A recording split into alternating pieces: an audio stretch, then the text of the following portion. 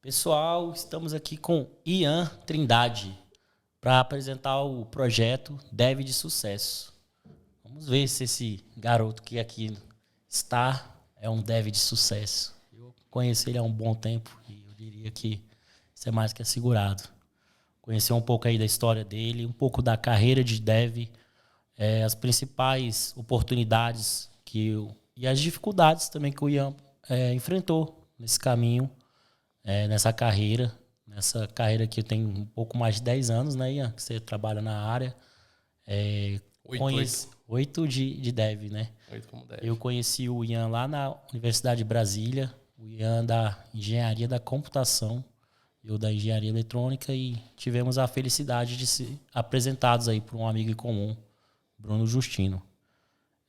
Então, Ian, para começar aqui essa nossa jornada, esse nosso primeiro podcast do programa, nosso programa piloto, o que é o Dev?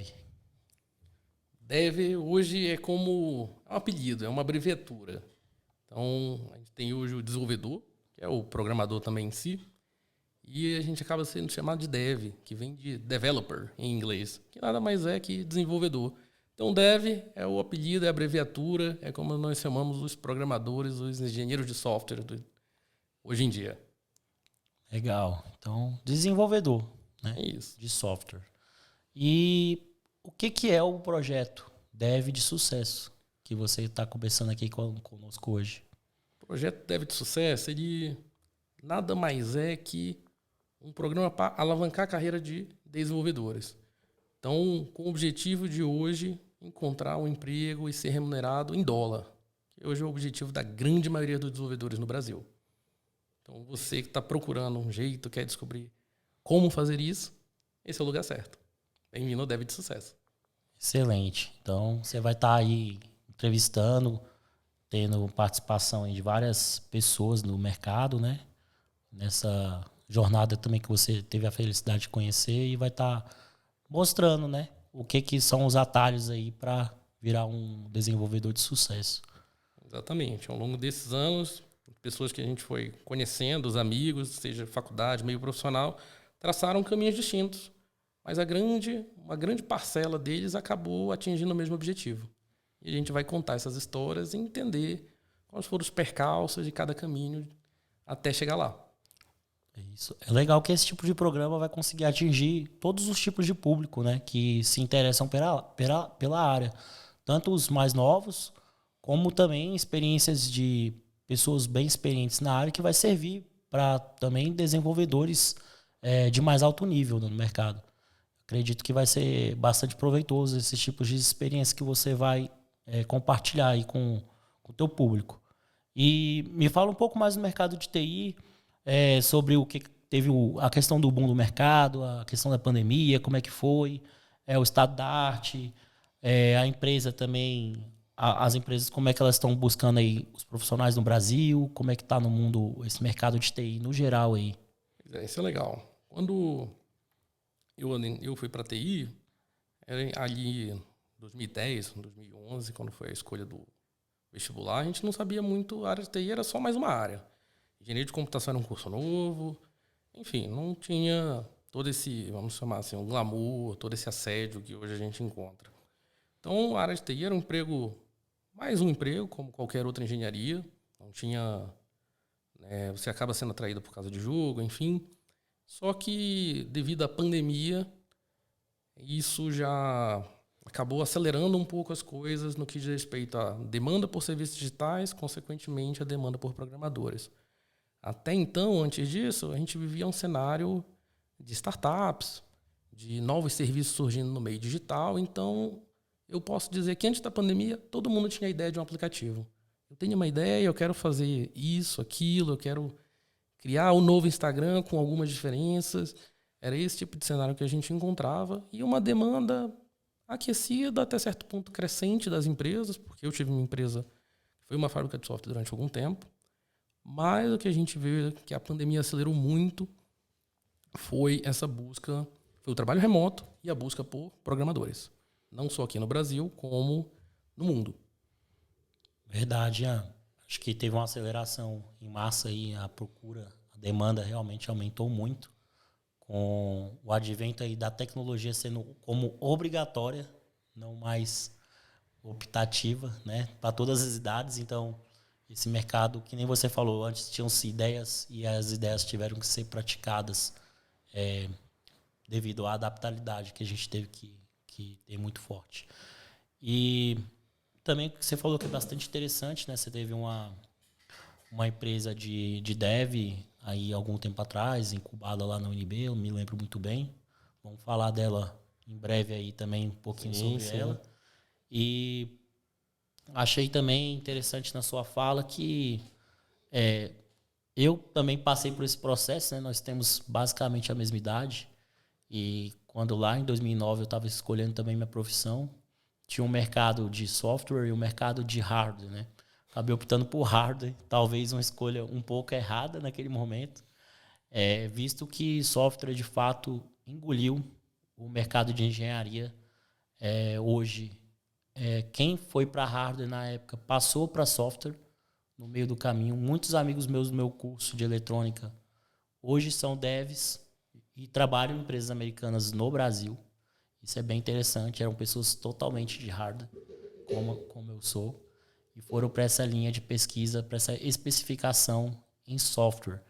E hoje temos várias grandes áreas dentro do software, né? São muitas áreas, não é uma coisa só, né? Tem parte de data science, machine learning, IA, e a parte mais de dev, de fato aplicativo.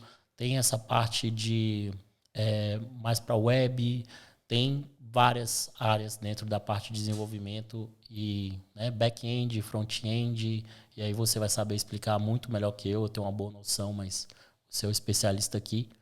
E aí vamos seguir então. Eu vou querer te perguntar agora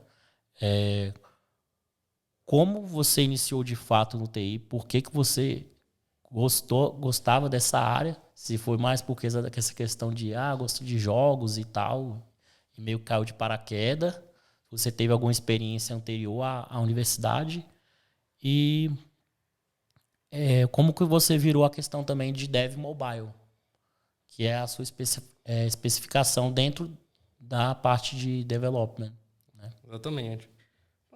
É interessante falar assim, até voltando um pouquinho antes disso no assunto do mercado, que essa demanda ficou tão crescente que hoje o desenvolvedor, o dev, ele é o novo médico. Com a diferença que, apesar de trabalhar ou ter muitas demandas, muitos projetos, ele trabalha em casa. Não tem que ficar de hospital em hospital. É uma brincadeira aí, é uma alusão, um paralelo bem engraçado que acaba acontecendo. Mas eu acabei sendo atraído pela área de TI inicialmente. Não tinha muito o que eu ia fazer ali no final do ensino médio. Meus pais são servidores públicos. Eventualmente, podia acabar seguindo uma área ali. Nunca teve uma pressão para seguir a área A ou B. O que importava era fazer a faculdade pública. Federal, estadual, o que fosse. Então, inicialmente, fui atraído por causa de jogos mesmo, a afinidade ali com o computador naquela época. Mas é uma história engraçada, nem todo mundo sabe dela, poucas pessoas sabem dela. Um primo meu que já trabalhava na área virou para mim certo dia ali, quando estava próximo a concluir o ensino médio, e disse: cara, abri um curso novo na UNB de engenharia de computação. Eu já mexo aqui com suporte e tal, estou aprendendo a desenvolver web design, site. Você devia fazer esse curso, é uma área boa, você vai virar o super-homem da informática. E eu gravei um pouco essa conversa e foi o motivo que acabou me fazendo escolher engenharia de computação. Não foi um motivo ali super, digamos assim, nobre. Até porque eu não tive contato com programação prévia, eu não conhecia, eu não sabia como era. A única coisa que de fato eu tinha e foi um pré-requisito era uma afinidade um pouco mais com matemática. Essa área de exatas eu tinha uma afinidade, uma facilidade, as notas na escola já eram um pouquinho melhores, era um indicativo. Acabou dando certo. Mas foi um pouquinho diferente, assim, não tive exatamente um incentivo ou um grande chamariz. Foi um pouco até certo ponto no escuro, uma decisão que a gente não sabia como seria e nem a gente saberia que o mercado e as oportunidades estariam da forma que estão hoje. Perfeito. Então acertou sem querer, né? Exatamente. Mas muito bem acertado, até devido às suas características, suas habilidades.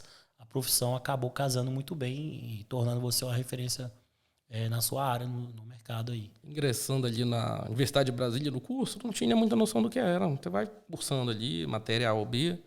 Mas a verdade é que um curso de TI hoje ele é, de certa forma, abrangente. Ele dá uma base teórica muito boa. Mas ele não te ensina necessariamente uma tecnologia, uma aplicação para iPhone, Android, enfim. Hoje os cursos estão um pouquinho mais modernos, acabam pincelando isso ali nas partes finais. Depende muito da faculdade, não é esse o ponto, o X da questão aqui. O interessante falar é que durante a minha trajetória na faculdade, eu acabei tendo algumas oportunidades que eu não deixei passar. Uma delas foi um intercâmbio, que foi aquele programa Ciências Sem Fronteiras. Acabei passando um ano e meio nos Estados Unidos, que me deu uma visão um pouquinho diferente sobre serviços, cultura, como certas coisas funcionam. E o Apple Developer Academy, logo depois que eu voltei, foi um outro programa que ocorreu aqui em Brasília mesmo, em Taguatinga. Acontece dentro na Universidade Católica. Então, passei um ano sendo treinado ali para aprender como desenvolver aplicativo, como programar para iPhone. Foi o meu primeiro contato ali com Objective-C, com Swift, que são linguagens de programação. Assim, um grande obrigado aí ao pessoal do Apple Academy, os professores, ao corpo de gestão lá, porque sem eles, sem esse programa e até a própria Apple, né? Sem esse programa eu não teria seguido na área de desenvolvimento para dispositivos móveis, que em 2015, que foi quando eu participei desse programa, a gente estava vivendo uma era de o filme do Facebook em alta, o Instagram sendo vendido por $1 bilhão. Então, tudo isso estava como pano de fundo para criação de novas ideias, criação de aplicativo. E lá foi onde eu aprendi a botar minhas ideias em prática. Tanto que, antes de abrir uma empresa de desenvolvimento, nós fomos uma startup com algumas ideias ali, vamos chamar naquela época, inovadoras. Perfeito. Inclusive, eu acho que essa questão do Apple Academy na época era bem forte, né? E a questão também do intercâmbio para a questão do network de línguas também, para você ver as oportunidades, como era que se acontecia a tecnologia em um país desenvolvido, né? Para abrir mais seus olhos para como que isso é aplicável de fato na sociedade. E aí voltar para o Brasil e aí sim, né, desenvolver seus próprios projetos, também uma carreira de empreendedorismo, que não só basta você saber programar, como você tem que aprender também os desafios de se empreender no Brasil. Visto ainda mais em Brasília, que a gente é muito voltado para o mercado público, né? Isso é verdade. É um grande desafio, acho que você conseguiu aí. Foi essa questão de encarar uma empresa muito novo, com um conhecimento ainda na época limitado. É engraçado. Essas experiências que a gente vai comentando aqui, elas são bem marcantes da minha trajetória e elas serviram de alicerce para o que viria depois. Isso é muito, muito engraçado. Steve Jobs mesmo faz um discurso em Stanford, ele fala que você tem alguns pontos na sua vida que depois eles se tornam uma trajetória e acabam fazendo sentido em conjunto. E isso é verdade. Vamos pegar aqui os exemplos que eu acabei de citar, que foram o primeiro intercâmbio nos Estados Unidos. Ganhei uma fluência no inglês. Por quê? Para quê? Aí eu tenho que agradecer um pouquinho meus pais que entenderam a necessidade, a importância disso, que quando você é criança, adolescente e tem essa oportunidade, ela faz a diferença. E hoje se mostrou o essencial. Hoje o que divide um programador, se ele consegue ou não uma vaga numa empresa americana trabalhando aqui, morando no Brasil, é a fluência no inglês. A grande maioria dos desenvolvedores não tem essa fluência no inglês, não tem esse conhecimento. Às vezes tem uma base teórica, consegue programar muito bem, mas se ele não conseguir fazer uma discussão técnica utilizando a língua inglesa, não consegue um emprego. Até porque em software é muito importante a questão do requisito, né? A comunicação, de que o cliente espera, do que o seu gerente de software vai esperar de você. Então, fazer esse meio de campo de business também é muito importante para quando você quiser desenvolver, fazer um software mais enxuto e mais eficiente possível, né? Exatamente. E além disso, o que aconteceu? Logo depois, na verdade, ao final do programa do Apple Academy, a UNB, por meio do CDT, oferecia, não sei se esse programa ainda existe, mas existia um programa de incubação. Só que incubação, basicamente, você tem um projeto. Então, eu participei desde o programa de pré-incubação, onde você formalizava esse projeto. Aprendia quais eram os elementos básicos para pensar nesse projeto estruturadamente, para ele vir, eventualmente, a se tornar uma empresa, um serviço, ou que seja de forma rentável e poder ser comercializado. Então, são 3 grandes marcos ali, o intercâmbio, o Apple Academy, em seguida, essa passagem por dentro do programa de incubação da UNB, Foi ali muito rico e foi o que deu os primeiros passos num aplicativo que até certo ponto era um serviço muito similar ao iFood. Esse programa foi ali o pontapé inicial. Esse projeto não rendeu, era o Meni. Mas anos depois ele virou, de fato, foi implementado, chegou até a ser vendido. Foi um case aí muito interessante que a gente teve ali durante a pandemia, até uma jogada de oportunidade. Vendas aí de software. E execução. Só que quando a gente adentrou o programa ali da UNB de incubação, esse projeto não vingou. Dificuldade, marinheiro de primeira viagem, um pouquinho difícil ali, estudante conseguir estruturar e evoluir. Mas conciliar também, né, o tempo. Dá nem para dizer que era dev ainda era projeto de dev, aprendendo ali a programar, aprendendo como é que colocava um aplicativo na loja, e além de ter que aprender toda aquela parte de business, que é estruturar uma empresa, contador, CNPJ, minha Nossa Senhora, aquilo ali, contrato social. Hoje eu saio correndo quando eu vejo esse tipo de coisa. Tive sócios aí ao longo desse trajetório, que mais tarde o projeto não vingando, mas como o projeto de desenvolvimento, a maturidade foi acontecendo, acabou. E a demanda que surgiu natural por estar ali na UNB, ser um local, de certa forma, onde você tem pessoas que procuram serviço, estudantes, profissionais mesmo, na área de TI para desenvolver aplicativos, acabou se tornando uma fábrica de software, que na época se chamava iMobile.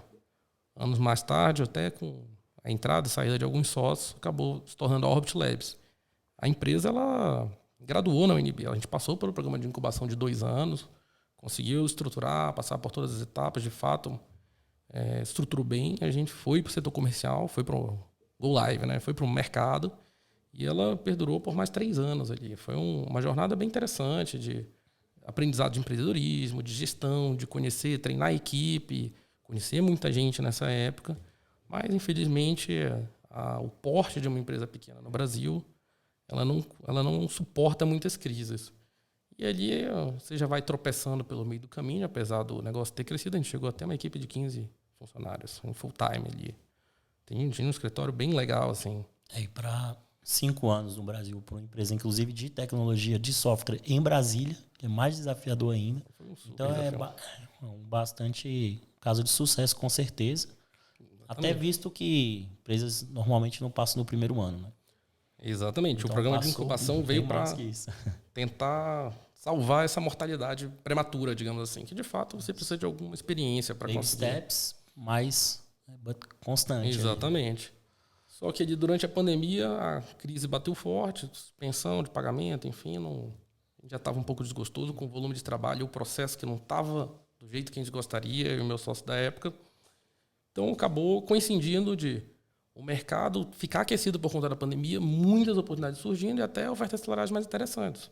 Então fez mais sentido para a gente encerrar as operações e fazer uma escolha, né? Naquele momento eu tinha um papel duplo de gerente ou desenvolvedor. O que eu faço? Era um pouco profissional pato ainda nessa época, não fazia nenhum nem outro direitinho, mas acabava sabendo fazer um pouco de tudo, que era até certo ponto muito bom. Isso me ajudou muito quando eu fui atrás do emprego em dólar. Fez sentido essa experiência prévia. Então, tudo que eu passei na minha carreira até esse ponto foi construtivo e ela teve um aprendizado e teve uma contribuição muito importante para o que veio culminar depois, que foi essa vaga trabalhando numa empresa estrangeira. Então, fui trabalhar no Grupo UOL, acabei ganhando uma experiência de gestor e lá eu decidi que agora eu tenho que tomar uma decisão. Ou eu sigo aqui nessa empresa mais um tempo, ou eu volto a ser desenvolvedor e trabalhar em projetos. Quanto mais você sobe na hierarquia de uma empresa, mais reuniões você tem. Então, tinha dias que eu não tinha uma jornada de trabalho, eu tinha uma agenda a cumprir de reuniões. Então, você acaba ficando atropelado e muito estressado. Não era algo que me agradava. Então, eu preferi, por que eu não volto para dentro de um projeto, controlo minhas demandas, e aí eu comecei a voltar para o desenvolvimento aos poucos e me aperfeiçoando. A vantagem também é que você entrou numa empresa já consolidada, né? Com a segurança. Sim. Ali na pandemia, a segurança era um ponto muito importante. Não era só o valor, mas a dependência pode cair no risco da ruína, né? Que não é o ideal. Exatamente. Então, você deu um passo para trás ali para a questão de virar desenvolvedor de novo, ter uma segurança e estar dentro de uma grande já consolidada a corporação para segurar a crise ali da pandemia tranquilamente. Exatamente. E quando fui contratado por esse grupo, foi para construir um escritório em Brasília. Ainda tinha aquela ideia que a pandemia ia acabar, todo mundo ia voltar para o escritório, vamos contratar aqui mais 100 pessoas de volta e vai crescer, você vai tocar esse barco. Por quê? Porque eu já tinha uma experiência de construir, criar equipe, contratar, treinar, fazer curadoria e botar esse pessoal para desenvolver. Sim, sua experiência contou Grande bastante, aprendizado né? da Orbit Labs foi botar gente, treinar gente menos experiente, ou até sem experiência, porque a gente teve muitos estagiários naquela época. Treinar esse pessoal e conseguir faturar eles num cliente. O modelo da consultoria no Brasil é esse. Sim. Então eu casei... Baixo custo, porque o ticket é baixo. Exatamente. Mas aí você tem um trabalho também de treinar, de fazer todo o processo de formação da... Então você tem que conseguir colocar esse pessoal para desenvolver. Isso foi um grande chamariz na época. Ganhar em volume, né? Só que a pandemia se perdurou, essa situação do trabalho remoto se perpetuou no mercado de TI. E foi um bom, digamos assim, treino de como trabalhar remoto. A empresa tinha milhares de funcionários, a gente interagia com muitas equipes. Eu mesmo supervisionava, passava por vários projetos. Tudo isso foi um aprendizado que eu trouxe e veio me fazendo pensar para onde eu quero ir. Fez mais sentido até pelos desafios que foram aparecendo dentro desse emprego, me voltar a, de fato, desenvolver. Era onde era mais fácil, onde eu conseguia controlar melhor a minha agenda, eu tinha um work balance ali muito melhor. Conseguia equilibrar a minha rotina de trabalho e vida pessoal. Liberdade, né? Exatamente. Você acaba quebrando barreira geográfica. Até de horário, você começa a controlar, fica um pouco mais flexível. Porque senão você fica muito ali preso, digamos assim, refém do computador. E não era isso que eu queria. E aí, então, você decidiu sair da UOL e começar essa carreira mais de desenvolvedor procurar vagas e... Na verdade, eu segui como desenvolvedor no Grupo UOL ali, como especialista mobile. Então, atendi ali as duas frentes de iOS, que era a minha especialidade, sempre foi, e acabei tendo contato com Android, e você acaba resolvendo problemas, na verdade. Não só, você não está preso naquela caixinha, aquele rótulo que você é aquela tecnologia. Isso se mostrou muito interessante, e isso é algo que eu trouxe do empreendedorismo, aprender a resolver problemas, no geral. Então, o que aconteceu? E da engenharia, né? Porque a demanda foi crescendo. A diferença grande do desenvolvedor como para um engenheiro de software ou um engenheiro de computação é que não deixa de ser um engenheiro, né? Com certeza. E a engenharia vem isso de solucionar problemas. Do verbo engenhar é solucionar problemas. Então, isso. O que a gente mais aprende na engenharia é usar o que a gente é bom, a nossa especificidade dentro da engenharia, no meu caso eletrônico, no seu caso computação, software, e solucionar problemas com aquela expertise. Então, é bem diferente de um cara puro dev e um cara engenheiro dev. Isso que você falou, para mim, é a clara diferença do programador, que é alguém que bate código, para o engenheiro de software, que entende arquitetura, entende de escalabilidade, ele entende de processo, ele entende de gente, ele entende de trabalho em equipe. Gestão. Isso é muito importante. Não pode ser só... Não é bater o código para bater o código. Hoje o trabalho em equipe acaba sendo até superior à técnica. Eu mesmo deixei de contratar, nas vezes que eu tive o poder de decisão, o cara mais técnico pelo cara que encaixava melhor na equipe. Mais comunicativo também. Comunicava, proativo, sabia que era uma pessoa que parecia assim, uma energia boa para trabalhar. Soft skills, né? É isso. Mais apurado. Isso. Exatamente. Só o que aconteceu? No passar desses 2 anos de pandemia, a demanda por programadores, desenvolvedores de software só cresceu. O UOL explodiu de demanda. Não dava conta mais de atender gente. E aquela rotatividade, a hora que o desenvolvedor começou a mandar na empresa, né? Virou jogador de futebol. Eu saio, dobro o salário, o Juninho ganhando R$5.000 com 3 meses de experiência. E nesse período que eu estava na UOL, eu consegui ajudar muita gente na transição de carreira. Isso foi muito legal. Tenho 2 histórias legais. O irmão do amigo meu, a gente assistindo o final da Copa América, Brasil e Argentina. E aí, meu amigo, quanto tempo que eu não te vejo? Você está aqui idade, está fazendo o quê? Estou cursando a ciência da computação. Legal. Vou aprender a desenvolver para iOS. Botei o menino ali. Ele foi treinado por mim ali 45 dias. E depois coloquei ele... consegui encaixar ele ali numa vaga, num projeto. E com 2, 3 meses, aquele... From zero to hero, estava faturando no cliente. O cliente estava pagando por aquele desenvolvedor que era quase ali um trainee. Então... Esse foi o meu primeiro insight que não é tão difícil trazer as pessoas para a TI, desde que elas tenham alguns pré-requisitos. facilidade com exatas, às vezes já cursou uma engenharia, alguma coisa ali, ou já está, de certa forma, numa fase inicial de um curso de TI, já fez algumas matérias básicas, já sabe o que vai encontrar pela frente. Porque é fato mesmo que o processo de desenvolvimento já está, de certa forma, tão maduro que com o direcionamento correto de alguém mais experiente, você consegue fazer um desenvolvedor muito, muito mais cru, mais inexperiente, mais novinho mesmo, desenvolver e começar a entregar coisas de valor para o seu cliente. Você consegue começar a cobrar, de fato, com uma equipe bem nova.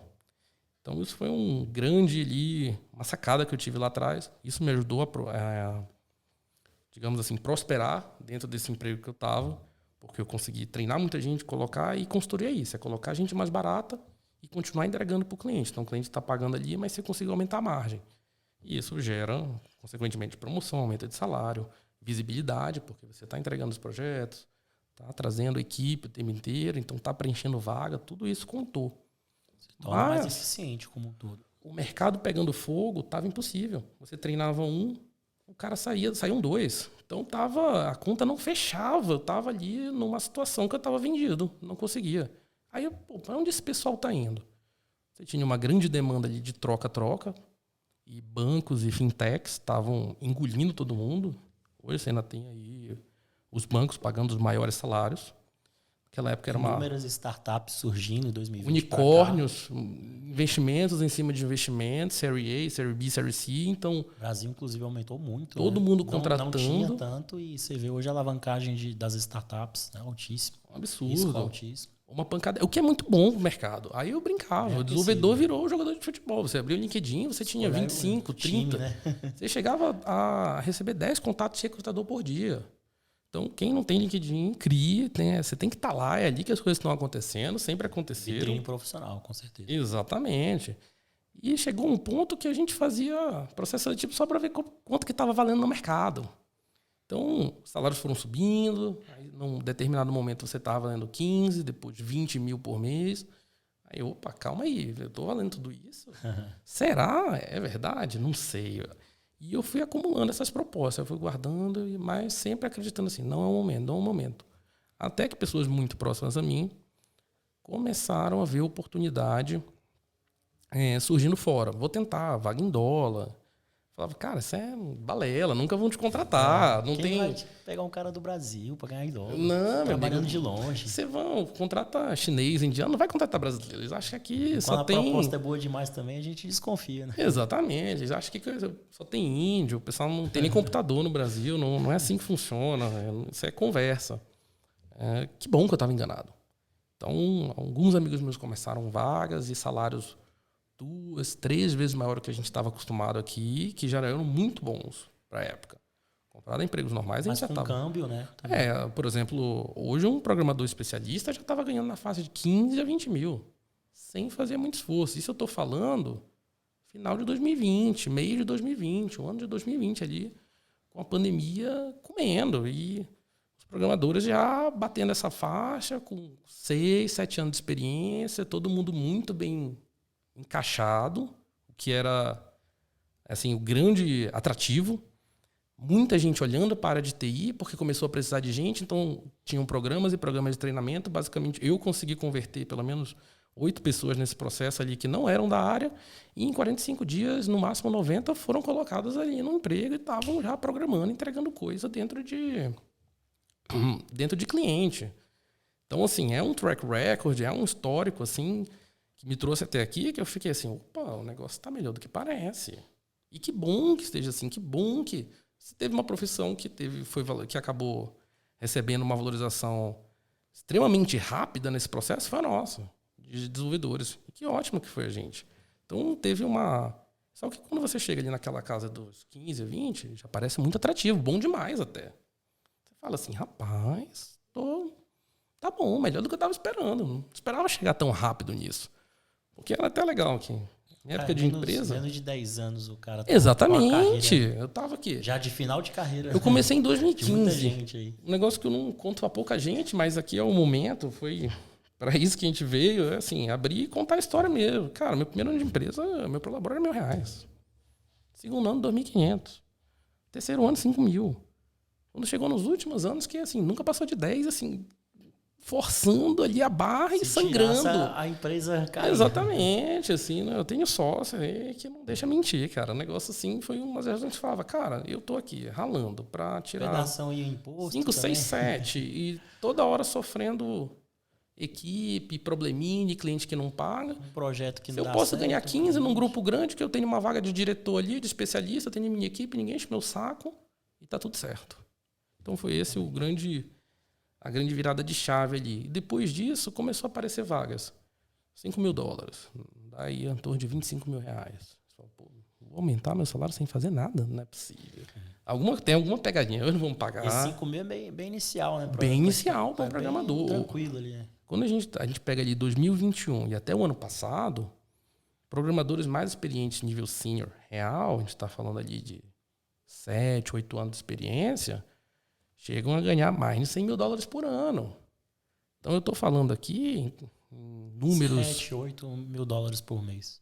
8.400, $8.000 em média, nesse range. O que a gente está falando com dólar R$5, salário de 35 mil, 40 mil. Então, Exatamente. quando algumas pessoas que não são da área... divertir, né? Com 50 mil.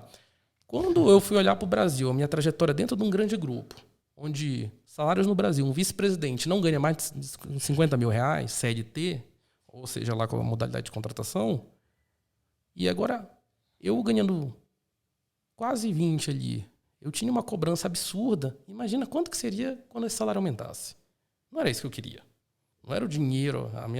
Naquele momento eu queria qualidade de vida. Então eu vi muita gente fazendo a transição para empresas de fora, trabalhando menos, porque lá fora se respeitava-se mais carga de trabalho, fluxo, volume. Por quê? Direito trabalhista mais bem Eu regulado. não digo direito trabalhista, mas assim, já tinha uma maturidade maior do qual o tempo de desenvolver um aplicativo, qual é a complexidade. Então, respeita-se maiores os prazos e o processo de desenvolvimento. Muito diferente. Mais experiência, né? Na composição do que eu preciso numa empresa desse tipo e tudo mais. Exatamente, muito diferente. Mais controle, você acaba tendo menos variáveis. Do tudo para ontem que a gente acabava vivenciando em alguns lugares. Porque, deu boom, tem que entregar rápido. Que tudo é startup. Tudo atropelado. Então, era um negócio que eu não acreditava. Falei, cara, não é possível que a gente vai dobrar, triplicar e assim, troco de nada. E o primeiro eu consegui, o segundo, o terceiro, o quarto, que eu cheguei no momento e falei assim, cara... Por que eu não conseguiria? Não é possível. Isso aí, vamos tentar aqui. E aí foi a hora que o que eu preciso para fazer isso? Inglês. Será que o meu inglês é bom? Tava ali meio enferrujado, não usava muito, só para ler, tá, escrever. Mas como tinha feito intercâmbio, eu falei, cara, dá sei, me viro aqui. E aí começou a chegar contatos no LinkedIn, sem fazer nada. A primeira coisa, você vai lá, muda o LinkedIn para o inglês. Arruma, dá aquela atualizada ali para se preparar para mudar de emprego. Põe todas as informações relevantes ali. E eu sempre falei assim, agora o meu currículo está muito bagunçado. Eu não quero ser manager, eu não quero ser gerente. Eu quero ser desenvolvedor. Por quê? Para um gerente, você tem quantos desenvolvedores embaixo? É o jeito mais fácil de entrar. Isso era óbvio, eu não precisava... Acredito até pelo seu gosto também, né? Talvez é uma coisa que seja mais... Muito mais tranquilo. Chegou num ponto que, assim, você pediu um negócio pro programador, ele falava assim, vou fazer. Você sabe que ele não estava fazendo. Mas, pela falta da mão de obra, ele controlava a agenda dele. Ele fazia no tempo dele. Aí eu falei, eu quero essa vida. O importante era ele entregar dentro do prazo. Exatamente. Mas você sabe que ele não estava, ele podia fazer mais do que ele estava fazendo. Então, poxa, nessa pegada aí eu queria controlar ali o meu fluxo, as minhas demandas, a ordem que as coisas estavam acontecendo. Dado isso, então, ok, tomei uma decisão. Vou voltar a ser desenvolvedor. O que as vagas estão pedindo? Pré-requisitos. Arquitetura, tudo isso eu tinha. Eu falei, então, cara, não é possível. Pega o LinkedIn, deixa bem enxugado, bem focadinho. Vamos para cima. A vaga que você quer. Ok, aí você tem algumas dicas, digamos assim. Claro que tem quando a gente estava ali, início de 2021, procurando, final de 2020, início de 2021, procurando essas vagas, não era tão simples. Você tinha ali as primeiras empresas, as primeiras pessoas conseguindo uma vaga aqui e ali, ainda era um negócio um pouco tímido, digamos assim. E quem conseguia não contava muito como foi que foi. Então, começou, até que surgiu um site chamado AngelList, que ele basicamente conecta startups ou empresas até um pouco maiores a pessoas que querem trabalhar remoto. Não é o único. Tem ali remote.org, OK, TripleByte, tem alguns outros aí. Isso aí depois a gente pode... São vitrines para dev, mas são exatamente focadas em conectar pessoas que querem trabalhar remoto. Então a empresa não quer te levar para os Estados Unidos, ela não quer te dar um sponsorship, ela não quer te trazer para o local onde ela está. E isso vale não só para os Estados Unidos, mas os Estados Unidos, até por conta da burocracia do visto, ser caro, etc. e tal, e a mão de obra lá está escassa, é importante dizer isso. As empresas começaram a buscar profissionais fora dos Estados Unidos. Vou falar mais dos Estados Unidos porque é o contexto que eu conheço, mas isso vale também para, até certo ponto, a Europa. Europa, com certeza. Porque a mão de obra ficou absurdamente cara nos Estados Unidos. Então, exemplo, a empresa ou a startup recebeu um aporte, ela fez um planejamento de gastos, então um desenvolvedor sênior custava $100 mil ano, sempre anual ali. A inflação chegou, o mercado pipocou, então esse mesmo desenvolvedor que custava $100 mil, lá passou a custar 180, 200. E as Big Techs, que é, quando a gente fala Big Tech, eu tô falando assim, de uma Google, de uma Meta, que é o Facebook, o Instagram. Mas do Fang, né, que virou... Exatamente, uma HP, eu não sei, Microsoft, enfim. Eles começaram a levar os salários num nível assim maravilhoso, porque como elas puxavam o salário muito, teto começou a passar de $200 mil para um desenvolvedor sênior, para um especialista, que é onde a gente estava se encaixando, naturalmente isso puxou toda uma cadeia de salários do mercado para cima. Essa bolha acabou meio que estourando, né? Também a gente vai chegar lá, a gente vai falar. Então, ainda estou falando aí de 2020, 2021. Né? Então, o salário de $100 mil nos Estados Unidos, ele não queria mais. Você não achava mais um desenvolvedor sênior por $100 mil. E startups em fase inicial querem desenvolvedores sêniores para construir o projeto bom desde o início. E aí começou, por conta do nosso fuso horário e a facilidade de alguns brasileiros, uma boa parcela tem o inglês, as empresas começaram a vir encontrar no Brasil um mercado de mão de obra que se abriu para o mundo. E isso foi muito interessante. Porque até então, qual era o modelo que acontecia? Você tinha consultorias nos Estados Unidos, indianas e chinesas, basicamente, que contratavam chineses e indianos no país de origem. E faziam essa ponte lá, mas tinha um escritório presencial. Se teve alguns casos de algumas consultorias e fábricas de software brasileiras que chegaram a abrir escritório em Miami, em Orlando, Nova York, começaram a trilhar esse caminho, mas por conta do trabalho remoto e da pandemia que acelerou todo esse processo e causou toda essa bagunça, vamos chegar assim, que todo mundo estava aprendendo o que estava fazendo, as empresas começaram a contratar direto no Brasil. Uma coisa legal ressaltar também é que o brasileiro era muito bem cotado no mundo, né? Tanto Exatamente. Pelo nosso conhecimento, mas também pelas nossas soft skills também. São muito bem requisitados nisso. A gente tem a questão de se comunicar bem, se prestar bem, de ter um compromisso e, querendo ou não, a gente tem uma casca muito grande, uma vivência muito grande. Acostumado a fazer muita coisa, Quando né? a gente pega uma oportunidade dessa, a gente não quer fazer feio. Exatamente. E eu acho que a gente tem uma garra diferenciada aí com relação aos outros que tem muito volume, mas não tanta qualidade, né? Acho que ficou um pouco estagnado. Sim, o brasileiro correu muito e hoje a gente está colhendo assim um fruto muito bem aí no... Exatamente. As empresas, no final, descobriram que o brasileiro era uma boa mão de obra e vieram atrás. Aí você começou a ter aquele boom que a gente tinha no mercado nacional, se transferiu para o internacional. Então você começou a ter empresas já buscando brasileiros com salários assim astronômicos, vamos chamar assim, que hoje na verdade é a realidade. Então você acabava dobrando, triplicando, quadruplicando, até um pouquinho mais, dependendo da negociata e da, digamos assim, quão qualificado você era. Dado isso, foi uma mão na roda para começar a ir atrás dessas vagas e participar de processos seletivos. Que aí é outro detalhe. O processo seletivo, como é que estava um processo seletivo de uma vaga no Brasil? Se você tinha muita experiência, você batia 2, 3 conversas ali de 30 minutos, 1 hora no máximo. A gente nem está falando de teste técnico, isso foi quase abolido do processo. Virou, assim, até certo ponto, uma farra do boi para trocar de empresa, negociar salário. Estava bagunçado. Por quê? Com a falta de mão de obra, se eu encontrasse uma pessoa mais ou menos qualificada ali, eu já entendia que servia, aumentava o salário desse cara mesmo. Por quê? Porque eu usava o meu projeto continuasse andando. Já que lá fora, como eles estavam pagando salário normal, vamos chamar assim, você era submetido ao teste de lá, que acabava exigindo, normalmente, uma conversa com o RH, tranquilo, para testar sua fluência do inglês, o match com a vaga, nada muito complicado. Agora, o teste técnico ele era muito diferente. Por quê? Porque o formato lá deles é outro. Então você tem tanto live coding, fazendo desafios, code elite, enfim, que aquilo ali me derrubou muito tempo para conseguir uma vaga. Estava destreinado, não era algo corriqueiro. Como a primeira vaga que eu passei, que foi fazer um home assignment, um teste, um desafio que mandaram para casa, depois eu apresentava e mostrava como foi a minha solução do desenvolvimento. Consegui a primeira vaga, na época eram $5.000, início de 2021, ali, logo depois que eu deixei o Grupo UOL. E aquilo ali foi a primeira experiência que eu tive. Foi a mais difícil. Por quê? Fazia muitas... Isso é um negócio assim... Você pensa, pô, tá concorrendo com o mundo inteiro, né? Era isso. Mandei ali mais de 500 currículos. Né? Tanto que eu ouço o pessoal falando comigo, mandei para 10 empresas, nenhuma respondeu. Meu amigo, quando eu consegui meu primeiro, eu tive que mandar para 500. Era 100 todo dia, clicando no LinkedIn, mandando para site. E currículo vai, currículo volta, respondendo recrutadora para arrumar 2, 3 entrevistas ali e conseguir. Agora é importante, se você não está recebendo, você está fazendo esse processo de mandar currículo, não está recebendo nenhuma resposta, talvez o problema esteja no seu currículo. Não é que você não tenha experiência, mas talvez falte formatar da maneira correta. Então, tudo isso conta. Por quê? É um processo totalmente assíncrono, feito pela internet. E imagina, o volume de candidatos, digamos assim. O mundo todo.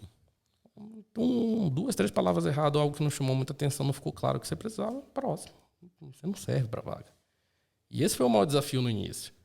Consegui a primeira vaga, comecei a trabalhar. Fiquei poucos meses, porque era modalidade de contractor, que ele chama, que é como se fosse um PJ na prática. Só que o salário tinha acabado de dobrar o salário, sem fazer nada praticamente. E eu fui trabalhar numa startup pequena, fazer ali um aplicativo iOS. Até perto do que eu já trabalhava era...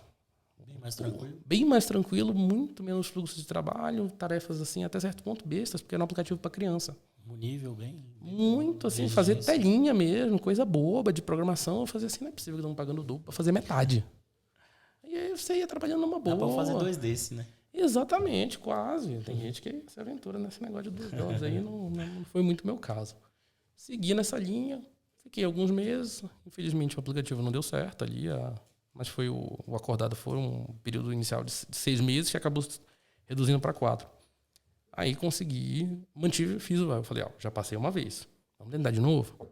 Aí foi a minha surpresa. Como eu consegui o primeiro emprego fora lá, o segundo veio... Porta, né? Nossa, aí eu fiquei até assustado, porque eu pedi um salário mais baixo, 5K dólar era 60K ano, era baixo. Eles estavam dispostos a pagar às vezes até 100, 80, 90. Então, mas a minha ideia era muito clara. Você queria manter o fluxo ali, porque tem mais experiência. Eu vou dobrar o que eu ganho, eu vou conseguir o primeiro e o primeiro pode ser barato. Eu não sabia como era trabalhar lá fora. Eu achava que podia ser 10 vezes mais difícil do que eu fazia. Então, se eu não for o cara mais caro, eu sou um bom custo-benefício. Estou entregando mais do que eles me pagam. Jogo, né? E a visão do business me ajudou nessa decisão. E eu pensei, se eu conseguir o primeiro, depois posso trocar daqui a 6 meses, um ano. Tá ótimo. Pô, um salário de 5K dólar. Temporário de 6 meses também, então você tava livre, né? Tá ótimo, tranquilinho. Aí eu pensava assim, cada um mês que eu trabalho é como se fosse 2 no outro. Então se eu trabalhar 6 meses, valeu o ano. Eu posso ficar 6 meses sem emprego, vai dar tudo certo. Então começou um pouco por aí. Acabou sendo um pouco mais curta essa passada por essa empresa. E logo em seguida encontrei outra, que já foi na velocidade. Eu lembro que eu fiz Aí o processo seletivo vai começando a ficar mais fácil, eles vão facilitando um pouquinho. Eu lembro que eu tive uma conversa com o CTO por telefone, durou coisa de meia hora, eu falei assim, menos, 20 minutos na verdade. Falei assim, não passa aí, o cara bateu um papo. Só que o meu currículo já estava num formato validado, porque já tinha passado por outros processos seletivos e recebido feedback, respostas, então, aquilo tá legal. E, além disso, eu coloquei um pequeno portfólio com o que eu já tinha feito. Quando o cara viu, isso aqui é 5K dólar. E você sabe fazer tudo isso com nível sênior? 6 anos de experiência? Não, cara, tá pra dentro. Eles nem perguntavam para te contratar direito. Por quê? O salário era tipo R$25 mil. É muito barato. Esse cara é muito barato, ele é o preço do Juninho. É que nem tá no... Só que ele é o Juninho sênior. Quando você tá jogando L-Foot, você vê um cara que faz gol pra caramba muito barato. Né? É isso, só que mal eles sabiam. Jogar, né? Mal eles sabiam que isso era um degrauzinho na minha jornada. Só que eu pensava, vou com calma. De repente o negócio não acontece, é mais difícil. Acabou que eu me deparei com um dia a dia muito similar ao que eu já fazia. Com uma carga de trabalho até se um pouco menor, porque você fazia os acordados das sprints, botava uma gordurinha. Quando não tinha menos responsabilidade. Porque você era dev. críticos. Você era dev. Você não ficava participando de 300 reuniões inúteis. Não tinha plane, rodava um scrumzinho ali tranquilo, um kanbanzinho no gira e ponto, acabou. Entrega código, cara. Eu quero ver PR aberto no Git. É isso que as empresas querem. Adorava, botava musiquinha, passava o dia inteiro codando. Eu falava, cara, que beleza. Trabalhava até mais do que precisava. Por conta da remuneração estava sendo gás ali acontecendo. Até que o pessoal começou a trocar de emprego, o tempo foi passando. Aí eu falei, cara, tô bem encaixado aqui. Aí eu tinha muito tempo livre. Todo dia eu andava de jet ski. Falava, cara, vou comprar alguma coisa. Comprei um jet ski. Vou arrumar uns hobbies aí. Vou arrumar alguma coisa pra fazer. Eu tenho muito tempo livre, mas dava pra trabalhar uma média de 6 horas por dia. O resto do dia tava livre, total. Assim, era um negócio de louco. E o pessoal começou. Eu falei, cara, vou começar a me preparar para processos seletivos mais interessantes. Eu quero bater o 100K do... Pô, fazer 500 mil ano? Bacana, ousado. Será que eu consigo?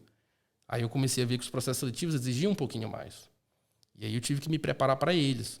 Aí foi um processo de talvez ali uns 2, 3 meses ali de estudo e preparação e batendo na trave, que foi um pouco mais longo. Alguma certificação, alguma coisa assim? Não. Era muito. Só na experiência. Eu já tinha experiência. O que eu não tinha era embalagem.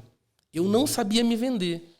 Eu não sabia o que eles esperavam de mim quando eles faziam certas perguntas que não faziam sentido. Que você chega numa entrevista, te fizeram uma pergunta, você não sabe a resposta ou por que te perguntaram aquilo, por mais besta que seja, como, me fala 3 coisas que são boas e 3 coisas que são ruins. Me fala um desafio que você já passou.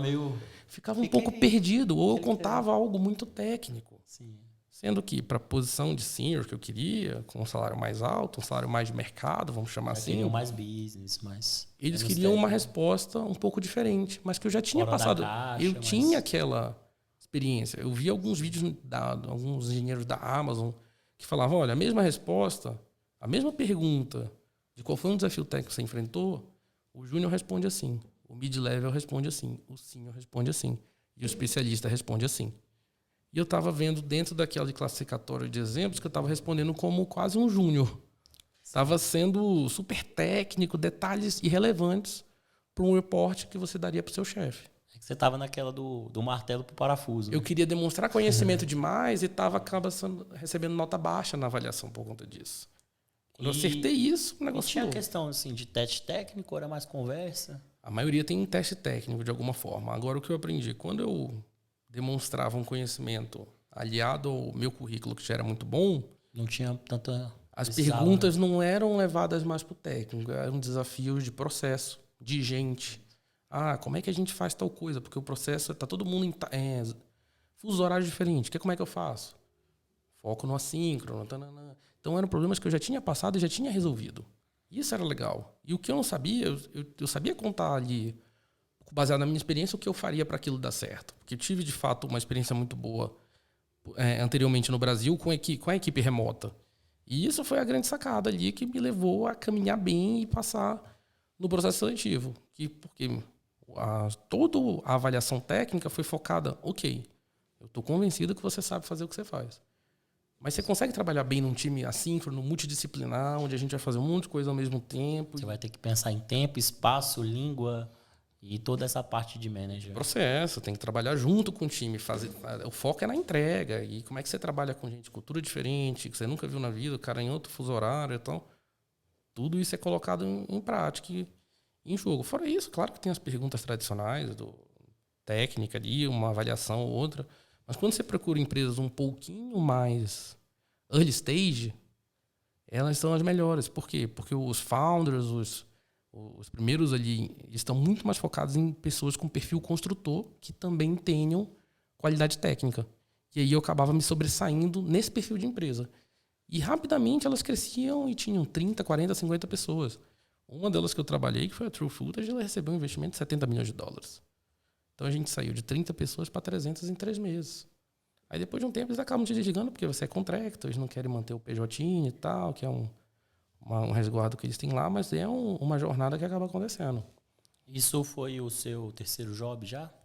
Não, o terceiro é o que eu estou atualmente, e ele foi quando a gente conseguiu chegar ali nessa faixa, na verdade ultrapassar os $100 mil ali, que para mim era uma barreira que eu falava assim, cara, impossível, né, ganhar. conseguir atingir esse valor aí por ano é um absurdo, isso é E mentira. aí você continuou então os processos, você estava nesse segundo Fui tentando em fui paralelo. batendo na trave, passava 2 na terceira entrevista técnica, na entrevista com o manager que era a final, eu falava alguma coisa que na hora que eu estava esperando. Aí foi descobrindo essa Fui diferença lá do aprendendo. sênior para... Fui apertando esse parafuso e sempre melhorando o meu storytelling ali de um desenvolvedor iOS com expertise em aplicativos móveis, não só no iOS como no Android também. Foi o que me colocou nessa vaga atualmente. Faz sentido. E o range salarial, então, ali que você colocaria, começa ali Hoje no 5K. a gente tem, assim, isso é mensal. legal, porque conversando com muita gente, você começa a entender o que está acontecendo. Então, hoje, claro que tem um desafio, tem uma dificuldade, mas $5.000 hoje é muito possível. Ele é, de certo ponto, até certo ponto, uma entrada legal. Pelos anos também, a inflação e tudo. Isso. Então, $5.000 hoje nos Estados Unidos, para eles é um salário de junho. Então, se você chega fazendo esse pedido que pra gente é bacaninha, é uma ótima entrada. Mas, a gente tem gente que passou os $100.000, começa a trazer alguma dificuldade ao processo seletivo, mas também para quem já está trabalhando ali firme e forte com anos de experiência consegue. Às vezes é questão da roupagem. É para isso que esse projeto existe, não é? Vaga em dólar, uma ou outra ali, mas, cara, como é que você vai pegar ali aquele diferencial que vai te dar conforto, que vai fazer o diferencial? Hoje o programador ele acaba ganhando mais do que ele precisa, mas isso é uma atenção ali que tem que dar e saber o que fazer com isso. Não pode ser de qualquer jeito. Quando você chega lá, a gente tem casos assim, de pessoas próximas, desenvolvedores que eu conheço, que chegam ali a ganhar $140.000 ano. Quando passa um pouco disso, acontece até o que alguns têm como sonho, que é ser convidado para morar nos Estados Unidos. A gente tem alguns casos, a gente tem amigos morando em Nova York, morando na Califórnia, trabalhando em startups e grandes big techs ali. Tem histórias diferentes, é isso que a gente vai contar aqui. E o range salarial já tem ali, a gente tem um outro caso que está beijando ali os $200.000 ano. Então, se a gente está falando de programador fazendo 1 milhão sozinho, programador ganhando mais que diretor de empresa, trabalhando de casa para a empresa americana morando no Brasil. O que é interessante é que você está ganhando em dólar e vai gastar em real, ou seja, você tem esse Exatamente. ganho de qualidade de Você está no melhor dos mundos. Melhor dos mundos. Aí é engraçado que quando dá esse boom na vida do programador, lugar para se morar, pelo menos. Todo mundo fica olhando, ninguém entende e tal. E eu brinco, cara, um desenvolvedor hoje, o dev é o novo médico. É a faixa salarial de um médico hoje. E quem sabe fazer esse caminho, ou tá pelo menos se aventurando do jeito certo, com orientação, tá chegando lá, tá conseguindo. Mas pé no chão também, entender que você tem que aumentar aos poucos. Mesmo com... Ir testando as coisas, validando, né? Mesmo com a gente chegando hoje aqui no início de 2023 e, assim, notícia de layoff, demissão, tananana, tal. Eu acho que isso é um ajuste natural do mercado. Também. Acontece. É normal, cíclico. Exatamente. Você Daqui a pouco tem um boom de novo. Gente entrando, gente saindo. O que a gente pode dizer? Essa parcela experiente está tranquila. Um pouco do pânico. Talvez não seja mais tão bagunçado o processo seletivo. Seja um pouquinho mais criterioso, como deveria sempre ter sido. Isso é bom também para dar uma lavada no mercado. Claro, dar uma selecionada tira melhor, ali tanto nas pessoas. Os empolgados, muita gente nas empresas também que estão ali não tão bem estruturadas. Fazendo a transição de carreira de qualquer forma, com cursos que estão prometendo aí... alavancados. R$5.000 em 3 meses, não sei o que e tal. Cara, tem muito asterisco ali para isso acontecer. Não... Hoje eu digo, quem pergunta, que quero ir para a área.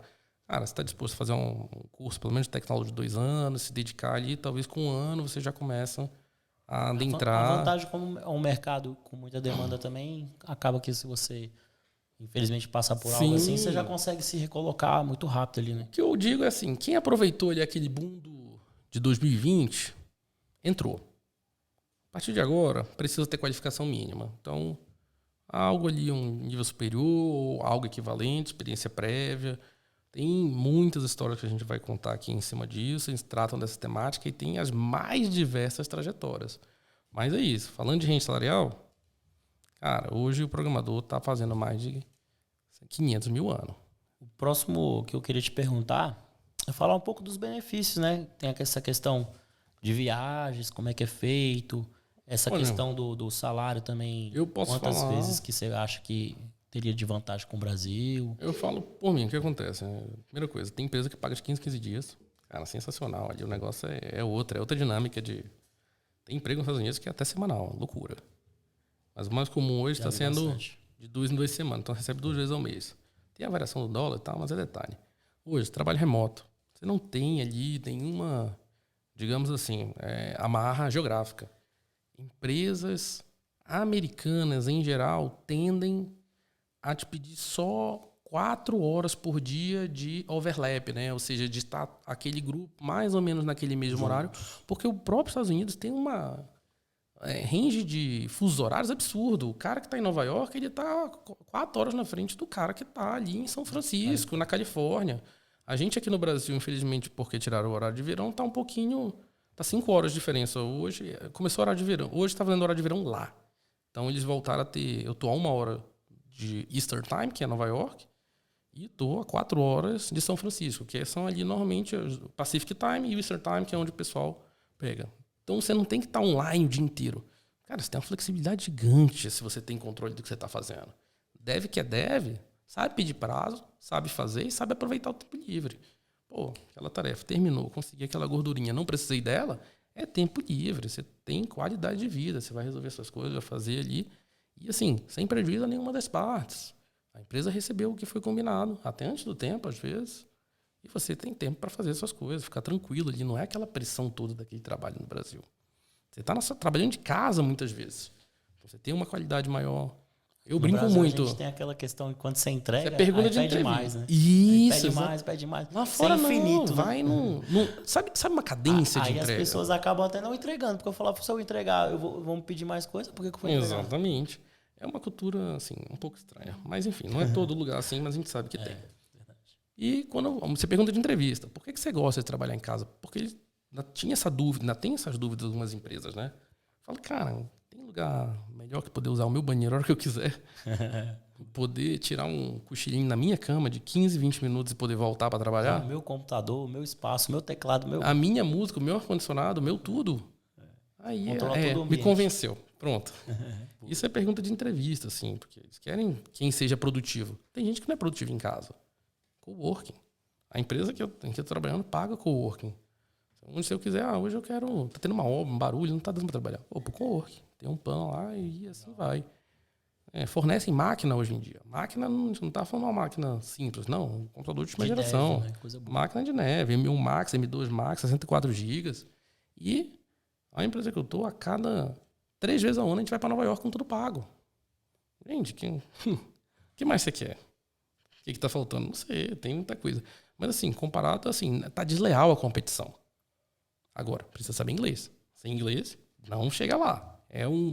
Aí você vê uma galera correndo atrás. Chega na entrevista não consegue nem conversar, né? Aí eu acho que é o nervosismo. Mas quem estiver investindo no inglês, conseguir um nível, não precisa ser nível tradutor, não. Conseguir se comunicar. Até porque, se você pensar o trabalho do desenvolvedor, é código. Se você consegue, é que nem matemática, você consegue mostrar como você resolveu a fórmula, eu consigo entender. Às vezes você nem me falou tudo em palavras. Mas você se comunicou e me mostrou. Aí peguei o negócio. E você começa a lidar com diferentes sotaques, né? Pô, trabalhei com cara da Ucrânia, europeu, americano, chinês, árabe. É uma loucura, gente. Você acaba aprendendo muita coisa. E os tipos de contrato que a gente vai... Cara, a grande maioria, isso aí é um negócio engraçado, né? Você fala uma grande dúvida. Você, beleza, assinei um contrato. E agora? Como é que eu recebo esse dinheiro? Como é que é a Receita Federal? Como é que recebe no Brasil? Como é que você usa esse dinheiro? Aí é que tá. Tem muito serviço que hoje... Basicamente, o fluxo do dinheiro você assina um contrato com a empresa lá como contractor, que eles chamam. O contractor é muito similar ao nosso PJ. Você tem uma conta lá nos Estados Unidos? Isso. Aí você tem... Lá eles fazem o wire transfer, que é o equivalente ao Pix. É uma transferência bancária simples. Então, o que acontece? Existem alguns serviços como... TED nosso. Basicamente, é uma transferência entre bancos, o wire transfer. Então, você tem um serviço que eu utilizo, que hoje é o Husky, que foi comprado pelo Banco Nomad. Você tem remessa online e alguns outros, Pioneer, enfim... Qual é o X da questão? Isso te gera uma conta americana. Só que quando você abre conta nesses serviços, pode ser até um banco americano mesmo. Ele vincula a um CNPJ brasileiro e uma conta brasileira. Então você passa uns dados de contas americanas, esse serviço recebe o dinheiro, ele te cobra uma taxa. Hoje, por exemplo, eu pago 1% do que eu recebo na Husky. E no mesmo dia ali que acontece, Começa online também por aí, 1%. Tem as taxas negociadas, mas varia. É bem baixinho, não é bem tranquilo. Você paga feliz, não sem prejuízo nenhum o que você está ganhando. E aí eles depositam já o dinheiro em real na conta PJ. Perfeito. Quando esse dinheiro chega, você tem a sua PJ no Brasil. A dica também é colocar esse CNPJ aí no lucro presumido, que você paga menos imposto. Não vou entrar muito nesse assunto, mas é só uma dica aí válida, né? Abriu, vai trabalhar para fora, cara, presumido. Contador falar em simples, foge. Hoje, 2023, no regime tributário que a gente está vivendo, é lucro presumido. Você tem uma série de isenções em cima disso. Recebe esse dinheiro na conta PJ, emite nota fiscal. Emitiu a nota fiscal, você tem um contador no Brasil. Você no Brasil é uma empresa normal, você tem seu contador e tal. Aí você vai perguntar, o contador vai te orientar. Está prestando um serviço para fora. Como emite uma nota de serviço para o exterior. Emitiu essa nota, pronto. É como se tivesse um cliente comum, com a diferença que você vai pagar menos imposto por estar no presumido. Perfeito. E aí esse dinheirinho vai chegar às guias do imposto, como qualquer empresa, com a diferença que você vai emitir basicamente 1 ou 2 notas por mês para o mesmo cliente. Certo. Você não gera um trabalho imenso para o contador, ele não vai te cobrar muito caro por isso, o que é ótimo. Tem até serviços automatizados, aí empresas já cobrando mensalidades na casa de R$300, R$200, é um irrisório o valor. Vai pagar suas guias e você vai poder pegar esse dinheiro, o seu lucro, antecipação, enfim, e jogar na sua conta pessoa física. Pronto, o dinheiro está limpo, você declara tudo no imposto de renda certinho, o dinheiro não tem Receita Federal, não tem guia, não tem multa, não tem nada. Qual foi a dificuldade nisso? Nenhuma. Quanto tempo eu levei para aprender isso? Um bom tempo. Porque as informações não estavam tão mais chegadinhas assim. Não era tão fácil. A gente testou serviços diferentes, pagou taxa a mais. Mas hoje eu digo, tem várias assim, dessas que você tem, são baratinhas, são tranquilas, pode ter outras. Só procura uma que não vai te dar problema. Porque dinheiro é dinheiro, a gente não dá mole. Ainda bem que também com o tempo aí vai surgindo mais esse caminho também, né? Sim, lá em 2020, claro. Ninguém tinha tanta informação. Aí com a internet, com tudo mais... Foi bem rápido até aqui. Então, esse é o fluxo. Você vai pegar um serviço desse, esse serviço joga na sua conta PJ, você vai fazer emissão de nota fiscal como um serviço qualquer de uma empresa, prestada para um cliente, aí esse dinheiro vai para sua pessoa física, você pode usar ele sem problema. Eu me lembro muito bem que em 2020 eu passei a ter com os Estados Unidos essas coisas e não tinham tanto serviço. Hoje em dia tem bastante. Nossa, tem vários. É isso que eu tô falando. A Husky era um dos poucos, a remessa online até certo ponto serviços muito recentes. Sim. Antes pra você receber, cara, era Wire Transfer, não, como é que é? TransferWise. Pagava ali uma taxa alta, fazia uma operação Swift de Banco do Brasil para Banco do Brasil América. Nossa, era uma dificuldade. Conta um pouco lá que você foi na WWDC, né? Cara, isso é legal. Que foi bastante legal. Teve um encontro e tal. Eu tive a CNPJ durante 5 anos, né? Enquanto a Orbit existiu. E quando eu entrei no Grupo UOL, também o tempo que eu fiquei não me permitiu tirar férias, né? Só vai ficar até 2 anos no CLT sem tirar férias. Então, 7 anos da minha vida, eu basicamente não tirei férias. Quando eu consegui o terceiro emprego em dólar, ele tinha férias. Pay time off, que eles chamam dentro do contrato. Né? Em geral, ali uns 20 dias. Que dá um mês, né? Só conta dias úteis. Então, eu consegui tirar meus primeiros 10 dias úteis de férias. Passei 15 dias na Califórnia. Em 2021, aconteceu... 22, desculpa, foi ano passado. A WWDC, que é um evento anual dos desenvolvedores da Apple, Worldwide Developers Conference, é o evento anual da Apple, onde anuncia as novidades para os desenvolvedores. Ele foi durante 2 anos online. E ele voltou para dentro da sede da Apple, Apple Park, na Califórnia, com um evento presencial. Que legal. Só que é um evento que o mundo inteiro quer ir, só que não tem espaço para o mundo inteiro. Então ele foi sorteado. Alguns desenvolvedores foram sorteados. Eu tive a imensa sorte de ser sorteado. Eu não digo, a Apple não acho que ela faz sorteio, eu acho que é análise mesmo. Eu tinha mais de 30 aplicativos já submetidos, a minha conta de desenvolvedor antiga, então eu imagino que existe um crivo / sorteio só em caso de empate ali. Fui selecionado, eu já tinha essa viagem para a Califórnia, programei de ir para a WWDC, cara, visitar o Vale do Silício, respirar a tecnologia, ver ali tudo que foi construído, da ideia de uns caras dentro de uma garagem, visitar a casa do Steve Jobs, onde a Apple começou. É uma mistura ali de nostalgia com entender ali a grandiosidade que pequenas ações e esses pontos vão se ligando e formando uma trajetória. Ele em Stanford também é bem legal, né? Nossa, então você acaba... Foi ali o ápice da carreira, digamos assim. Foi ali que eu aceitei. Eu falei, realmente, mudanças aconteceram. Eu estou vivendo um outro momento profissional, onde tem uma outra remuneração. É um outro estágio de vida. Que aí, hoje, com 30 anos, fica muito claro, a trajetória foi muito legal até aqui, mas agora eu cheguei numa fase de platô. Tenho que fazer tudo para manter atualizado, conseguir manter essa posição e continuar, digamos assim, me aprimorando, estudando. O desenvolvedor ele não para de estudar nunca. O pessoal fala, mas você não fizeram mestrado, não fizeram a pós-graduação. Realmente, tem. Mas é a tecnologia, né? Tá voando. Independente de fazer ou não, isso acaba sendo uma especialização mais específica dentro de um segmento ali, até acadêmico, dependendo do que você está fazendo.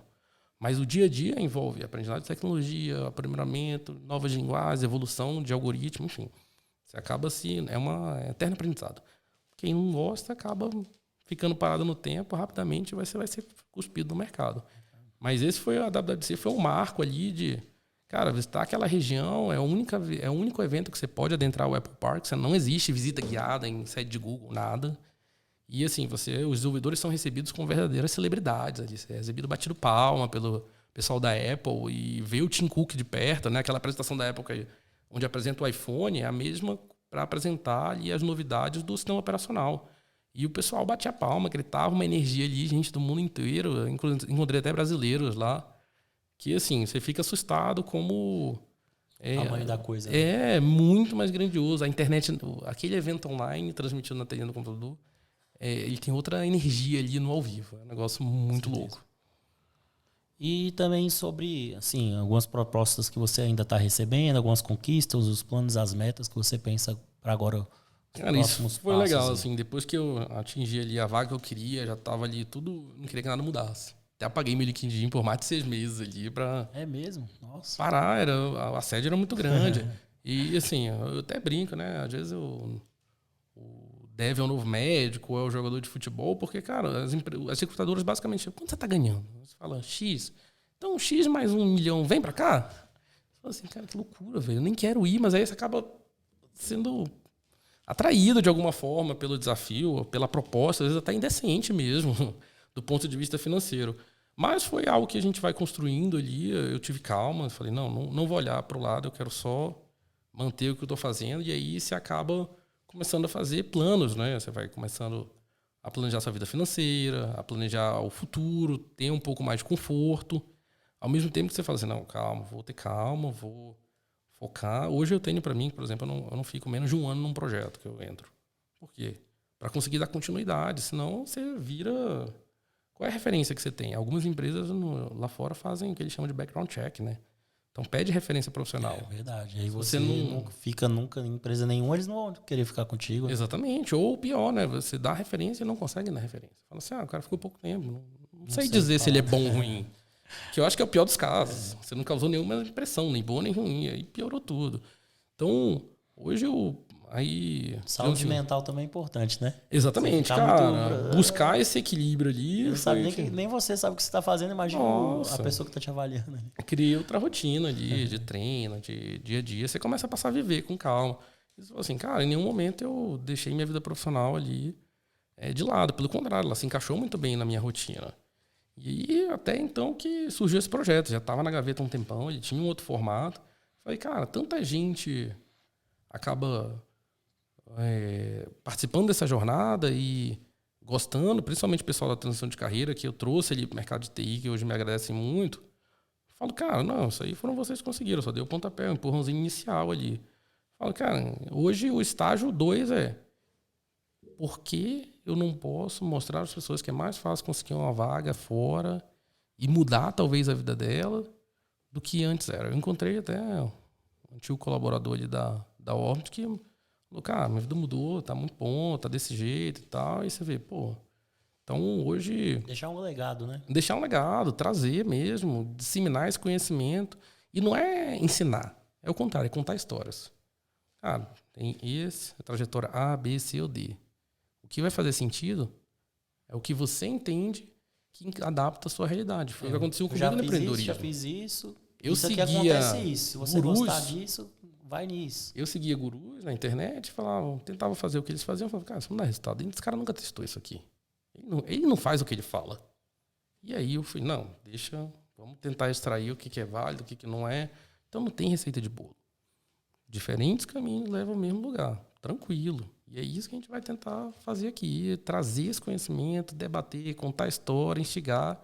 que hoje, curiosamente, fui o primeiro episódio. E você tá aqui, é um grande amigo, instigando, participando. Pô, ótimo demais. Compartilhando essas experiências também em outras áreas, mas que no fundo a carreira de um engenheiro, de um dev, ela é muito parecida com a carreira, né, do profissional do futuro. Exatamente. A profissional do futuro é um cara que está sempre em movimento, está sempre visualizando o que pode acontecer, quais são as novas tendências, está se treinando, está observando o cenário, como é que está vindo para as outras pessoas. Então, esse tipo de treinamento, de experiência que você está passando aqui, vai servir para o profissional do futuro. Que um menino, às vezes, que está começando com 20 e poucos anos, ele vai se espelhar e ele vai ter muito mais facilidade, né? E pode chegar a ultrapassar o mestre, né? Aquela história claro, é isso do mesmo. aprendiz a passar o mestre. E isso pra gente não é ruim, pra gente é maravilhoso, porque tá sempre aquecendo o mercado que a gente está inserido e tá também conseguindo ajudar as pessoas a não perder tanto tempo e melhorar até nosso país, né? Exatamente, olha, você pega assim, tempinho atrás, eu chegava num lugar, você desenvolveu um aplicativo bacana, tem uma ideia e tal. Então, tem uma ideia de aplicativo. Hoje a pergunta é quando o pessoal fala, você é desenvolvedor e tal, e vê ali a vida que você ficava levando e tal, o jeitinho que... As coisas, só a parte boa que a gente publica na internet, né? Chega, eu tô numa dúvida, meu filho tem que fazer medicina ou computação? Tá fácil essa. Mas pô, você já tá considerando no mesmo patamar, então a gente tá bem. A brincadeira aqui, brincadeiras à parte, o objetivo aqui é mostrar que a vida do desenvolvedor é mais legal que a de médico. Mas o mercado está aquecido, as pessoas estão ali trazendo, e é isso que a gente está tentando mostrar aqui. Queria agradecer então, Ian. Acho que foi bem produtivo para um piloto aí. Sim, Esperamos as próximas entrevistas, os próximos entrevistados. Com certeza. E que esse projeto também tenha uma boa continuidade aí durante os anos. Eu acho que é um projeto que tem tudo a dar certo. É uma honra aqui pra gente da Mansão Digital estar participando aí, estar fazendo essa parceria contigo. E em meu nome aqui, eu sou o Felipe Torres, né? Sou também da UNB, tenho uma pegada mais acadêmica, também sempre empreendi, por isso que eu acabei aí lidando muito bem com o Ian aí durante os anos, as experiências, as loucuras que a gente foi vivendo, foi passando. O Mário, que está aqui também ajudando a gente, ele é engenheiro também lá da UNB. E ele é da engenharia de energia, né? Tem bastante empreendedorismo também vinculado, bastante projetos aí no caminho. E quem sabe aí no futuro também estamos entrevistando, né? Para ver quais sinergias, porque o Mário também já desenvolveu bastante code. É uma coisa que até que eu não te falei muito. Isso aí a gente vai ter que trazer aí pro apêndice desse episódio. Vamos seguir aí com os próximos episódios e agradecer aí. Obrigadão pela confiança. Todo o apoio, toda a parceria, tamo junto. E é isso, Dev de Sucesso ganhou vida. Obrigado por participarem disso. Rede social, @Dev de Sucesso, site desenvolvedordesucesso.com.br ou devdesucesso.com.br.